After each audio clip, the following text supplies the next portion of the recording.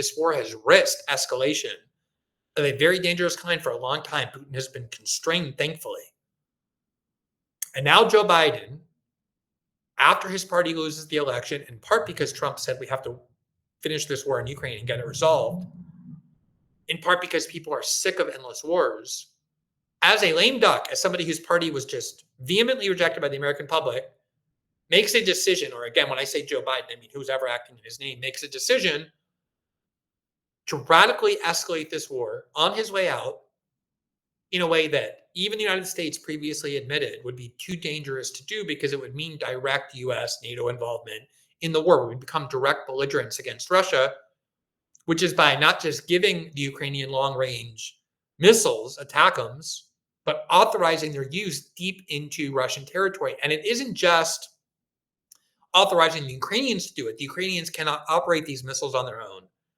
They need the satellite and guidance systems of the US or other NATO countries, and that means every missile that's launched, the United States or the Western European militaries will be directly involved in the launching of these missiles to Russia. And Putin has said, as a result, we will absolutely regard the first missile that lands on our territory to be a direct war with the United States and NATO, and we will treat it as such. And here's the game that Biden is playing. From today in the New York Times, quote, Biden allows Ukraine to strike Russia with long-range U.S. missiles. With 2 months left in office, the president for the first time authorized the Ukrainian military to use the system known as ATACMS to help defend its forces in the Kursk region of Russia. The weapons are likely to initially be employed against Russian and North Korean troops in defense of Ukrainian forces in the Kursk region of Western Russia, the official said. Mr. Biden's decision is a major change of U.S. policy. The choice has divided his advisors, and the shift comes 2 months before President-elect Donald J. Trump takes office, having vowed to limit further support of Ukraine. The official said that while the Ukrainians were likely to use the missiles first against Russian and North Korean troops to threaten Ukrainian forces in Kursk, Mr. Biden could authorize them to use the weapons elsewhere, meaning deeper inside Russia. Some U.S. officials said they feared that Ukraine's use of the missiles across the border could prompt Putin to retaliate with force against the United States and its coalition partners, but other U.S. officials said they thought those threats were overblown. Now, we don't know what Putin's going to do. Putin isn't suicidal. He's not stupid, as he's proven repeatedly. He's not going to pursue a direct military attack on the United States and NATO unless he considers it absolutely necessary. He understands the risk of that very well, especially with a new president, Donald Trump, coming into power in just 2 months, who has promised repeatedly and won on a campaign pledge of ending the war, not escalating it. Still, this decision by Biden is so reckless. It's so politically unethical. On your way out, as an 81-year-old man who doesn't really care that much about the future, you just say, screw it. Let the Ukrainians bomb deep inside Russia in a way that we or our European allies have to help them do it, knowing that Putin has said that this is a direct attack on Russia. And remember, this is all being done to help the Ukrainian forces that have invaded Russia and occupy an increasingly smaller part of their land. And what really is going on here is that it is now inevitable that NATO and the US will be humiliated. From the start, they defined victory in a way that could never be accomplished, namely driving out all Russian troops out of every inch of Ukrainian soil. There is zero chance that will happen. Nobody believes that will happen. Everyone knows that won't happen. NATO and Biden said, we will fight until the end to ensure victory against Russia. We will not let Russia win. Russia has won the war. This is all about trying to save face and get a better deal from the Russians, who inevitably are going to occupy part of Ukraine. But it's really about this. I really believe it's about this, which is Trump has vowed and promised to do what should be done. Something Tulsi Gabbard favors, a lot of Republicans favor, which is not escalating that war further, not funding it further, not arming it further, but instead negotiating a deal with Russia, which of course will involve Russian control over Ukrainian land. They paid a huge price to get that. They're not giving that up. And when that happens, There's going to be an effort on the part of the media and the Democratic Party to say, look, Trump gave away Ukraine, parts of Ukraine, to his friend Vladimir Putin. When in reality, we're on that road anyway.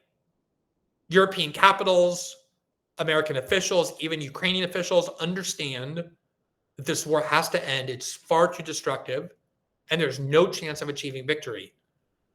But they're going to get to fabricate this narrative that it was Trump who gave away parts of Ukraine, when in reality, it was the Biden administration and NATO officials who wanted this war, who could have averted it early on with a buffer zone and a promise of neutrality, no joining of NATO, and instead purposely averted a diplomatic solution, caused this war to kill hundreds of thousands of young men, both in Russia and Ukraine, and now ensure that the Russians are never going to give up territory that they paid such a steep price in order to get.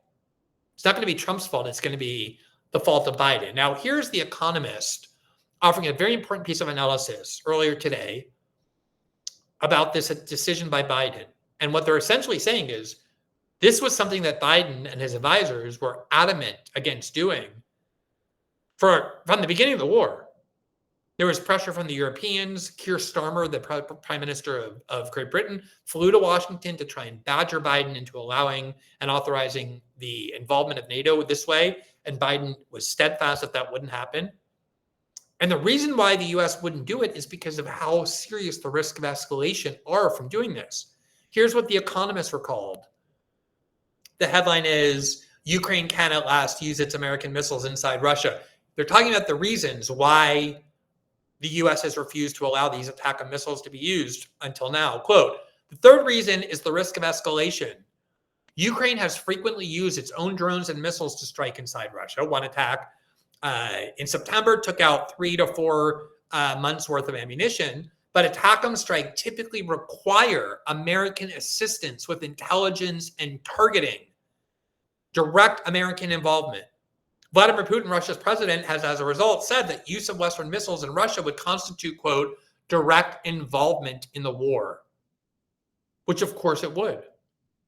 Here was Putin back in September of 2024, as reported by Bloomberg, talking about how Russia would view any decision of this kind.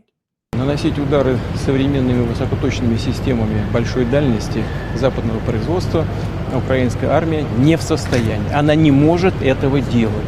Если это решение будет принято, это будет означать не что иное, как прямое участие стран НАТО, Соединенных Штатов, европейских стран в войне на Украине.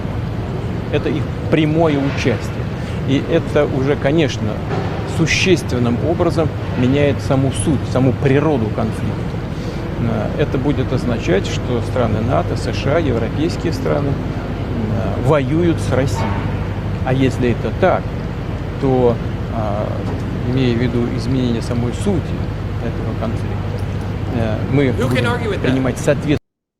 The fact that if the United States sends its military officials, its soldiers, its intelligence officials to work directly with Ukraine on launching American-made, American-sent, American-sold missiles into Russia, because Ukraine can't do it on its own, that of course the United States would now be a direct participant, a direct belligerent in attacking Russia.